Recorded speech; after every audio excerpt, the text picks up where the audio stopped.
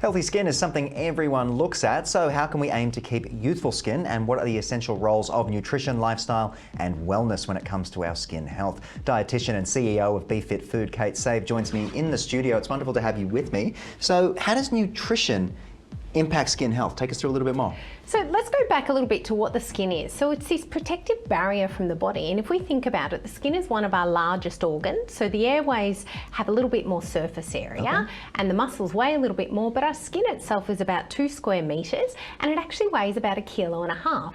It's made up of collagen predominantly, about 75%, about 1% elastin, and then hyaluronic acid. So when we think about what we are eating, well, we can build up that protective barrier and we can make it work better for us, or we can cause inflammation and cause damage to the skin and really end up with skin conditions like acne, psoriasis, all these inflammatory conditions that can really make us feel not so good about ourselves. Absolutely, and it's always interesting to talk about the skin or the epidermis as a single entity. It's quite strange, but which nutrients are essential for maintaining healthy skin? You alluded to the things we're eating and such. How do they affect skin aging as well? That's the ongoing question for so many. Yeah, look, the key thing is to think about all of the different colours with food, because each of the colours represents some sort of what we call phytochemicals or phytonutrients. I'm a visual learner, so I love this. Tell me more. So things like vitamin A, vitamin E, zinc, selenium, all of these vitamins and minerals are really important for the skin structure. They all play a different role in protecting the skin as well in different ways. But it's also these polyphenols that we can find in things like green tea, or in resveratrol in red wine in small amounts, or in blueberries, and all these other, the pigments of the fruits and vegetables give us a bit of an indication of the potency of some of these phytonutrients within our foods, and they're really good for our skin health. Okay, so what role does the gut microbiome play when it comes to skin health and aging as well? Let's go a little bit deeper.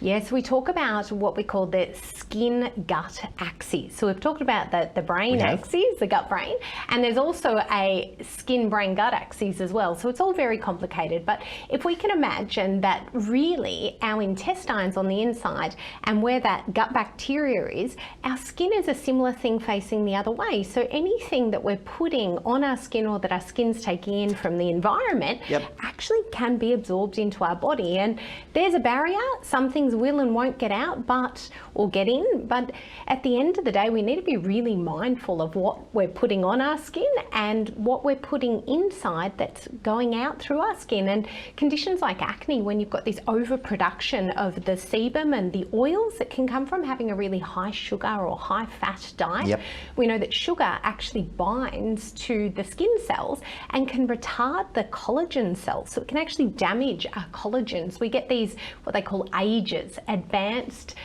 you don't want to know that. Okay, yes, it's always scientific with you, Kate. I love it. There's so much to it. Yeah, and that ages our skin basically. Right. So Let's talk about the factors that can accelerate aging, and I guess maybe touch on how we can combat some of these things as well.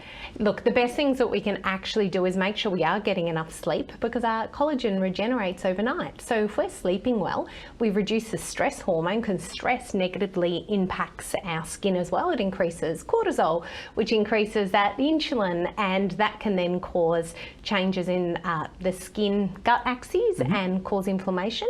But most importantly, we need to be well hydrated, because that's going to make our skin look plumper and less saggy. And like everything else, it is a whole food diet, and eating all the colours of the rainbow. The more colours you get in, the less you're going to spend on skincare products, and the more natural and easy it is to get a healthy, glowing, radiant skin. And is it true that a more simple moisturiser is generally better for you than perhaps something that offers active charcoal, fire, breathing, skincare things? Like, keep it basic when it comes to that kind of thing? Yeah, what they recommend is really a gentle cleanser twice a day, moisturising twice a day with something really basic, and pick one topical agent. So it could be like a vitamin A, which is really good for getting rid of the dark pigmentation, or a vitamin C, but don't put too much all together because you may really irritate the skin. So try one thing at a time. And collagen now, taking collagen, which is the hydrolyzed collagen peptides where they're broken down, new studies have shown that actually they are appearing in our bloodstream and then appearing in the skin and making our body produce produce more collagen. There Who you would have go. thought? It's always, I always reflect on my poor decisions when it comes to staying up late, maybe going out too much and stuff when I speak to you. So it's wonderful to